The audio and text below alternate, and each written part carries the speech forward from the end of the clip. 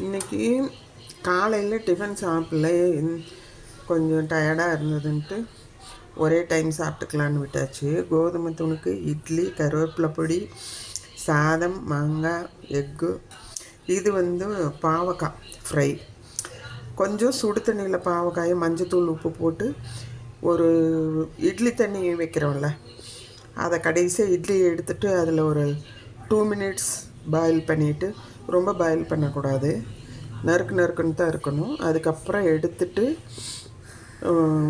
கோதுமை மாவு, உப்பு, மிளகாத்தூள், மஞ்சத்தூள் போட்டு பெசரி வச்சிடணும். பெசரி வச்சுட்டு எண்ணெயில் பொரிச்சு எடுத்தால் சூப்பரான ஃபிஷ் ஃப்ரை போலவே இருக்கும், டேஸ்டியாக இருக்கும். இது இன்றைக்கி கொள்ளு பருப்பு பயங்கர குளிராக இருந்துச்சு, மழை பெங்களூரில், அதனால் கொள்ளுப்பருப்பு. இது வடுமாங்காய், என்னோடய ஃபேவரெட்டு. எங்கள் மரத்து மாங்காய் ரொம்ப ஃபேவரெட்டு, தீரப்போது போட்டது. சப்ஸ்கிரைப் பண்ணுங்கள் என்னோடய சேனலை. சாப்பிட வாங்க எல்லோரும். சூப்பரான லஞ்ச் ஒரே டைம்.